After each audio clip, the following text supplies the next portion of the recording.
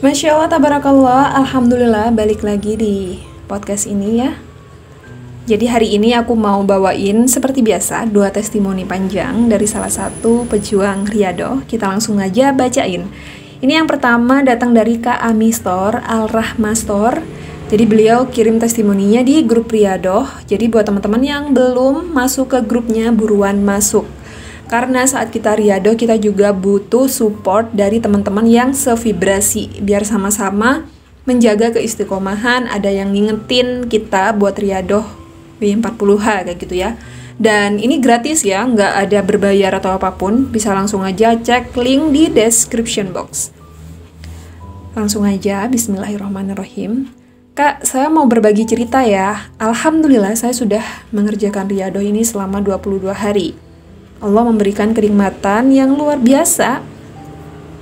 Dulu sebelum saya mengerjakan Riyadhah, saya seorang janda yang bingung gimana caranya menafkahi anak-anak tanpa harus meninggalkan mereka yang masih balita ya. Sedangkan ada hutang yang harus dibayar. Setelah saya ngikutin Riyadhah dengan keyakinan dan pasrah ke Allah, Allah membuka jalan rezeki saya. Saya mulai usaha sofa bayi yang saya produksi sendiri.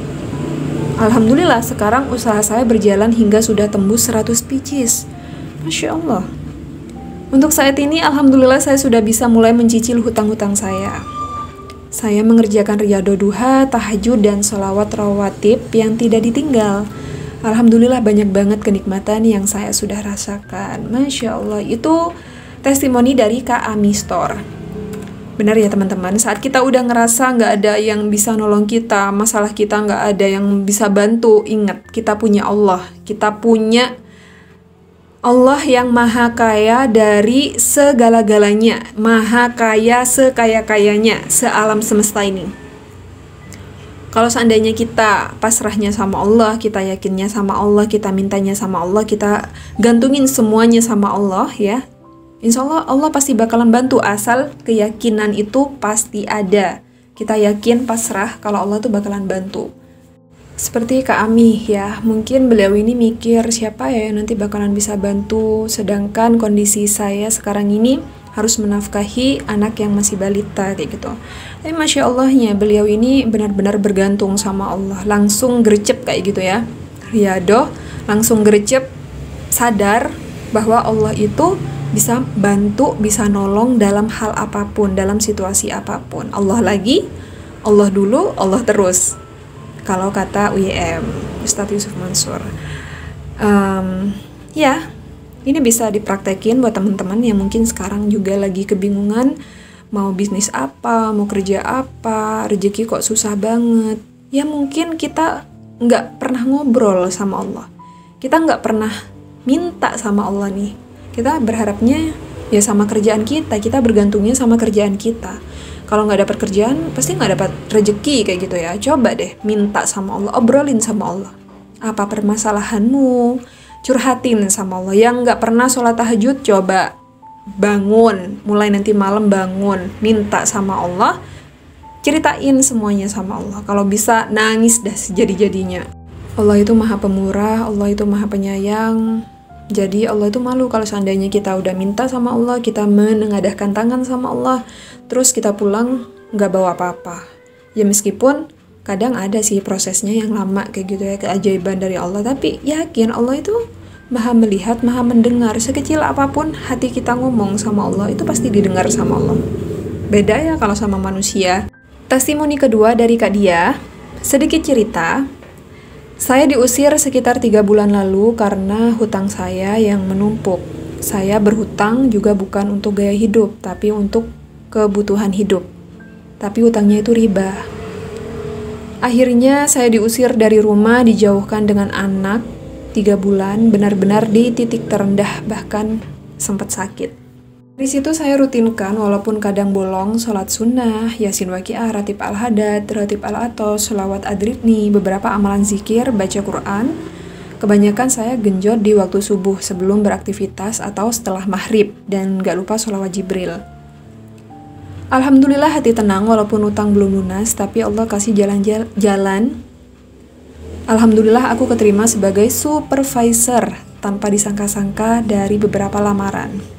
Saya masukin beberapa cleaning service, pembantu bahkan, dan terakhir itu SPV ya.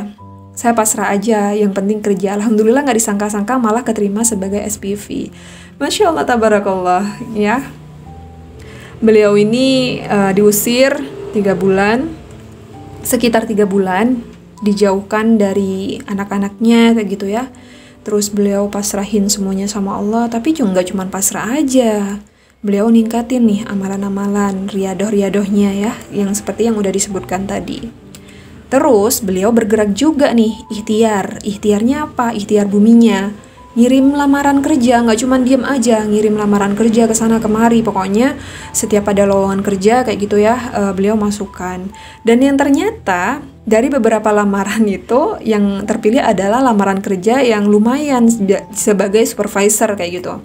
Padahal beliau juga ngelamarnya nggak cuma di SPV aja, ada cleaning service dan lain-lain. Masya Allah, tabarakallah. Itu ya. Pembelajaran dari Allah tuh memang kadang buat kita sakit, buat kita tuh ngerasa kok gini amat ya, kok cuman aku aja yang rasanya susah kayak gitu. Tapi dibalik itu semua Allah ingin ngasih pelajaran nih. Misal kita nggak boleh hutang riba, entah apapun itu alasannya. Aku nggak nyalahin ya teman-teman yang mungkin terlilit hutang karena riba untuk kebutuhan hidup yang mungkin saat itu teman-teman nggak tahu atau benar-benar terpaksa udah nggak ada lagi. Tapi kalau seandainya nanti misal udah dikasih keajaiban sama Allah ya, dilunasi hutangnya, dikasih kerjaan, dibukakan pintu rezekinya, ya jangan nyemplung lagi di masalah riba.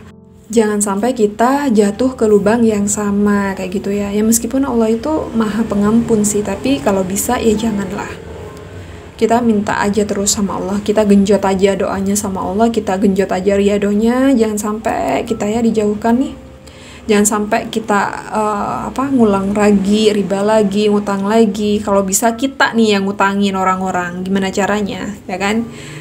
Kembali lagi ke doa di luar nalar dan tikung doa. Nah, buat teman-teman yang belum tahu apa itu doa di luar nalar sama doa tikung doa ya, langsung aja lihat videonya yang ini. Insya Allah nanti kalau seandainya kalian terapin strategi doa ini, kita nggak bakalan mikir, duh gimana ya nanti kalau nggak ada uang mau ngutang kemana, nggak. Karena kita mintanya langsung ke Allah. Kita pakai 2 strategi doa ini ya, tikung doa dan doa di luar nalar. Insya Allah sulit, Allah nggak bakal ngabulin, pasti dikabulin. Karena di 2 strategi ini kita nggak cuma ngedoain kita sendiri, tapi kita ngedoain orang lain yang mungkin orang lain tersebut yang kita doain dosanya tuh lebih sedikit dibanding kita. Doa di luar nalar juga seperti itu, kita nggak cuma ngedoain hajat kita sendiri, tapi gimana caranya hajat kita itu punya banyak manfaat ke orang lain. Salah satunya ya kayak tadi ya, jangan minta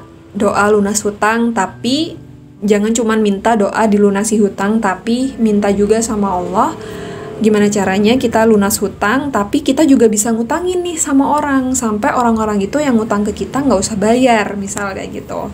Itu salah satu strategi doa di luar nalar. Cobain ya.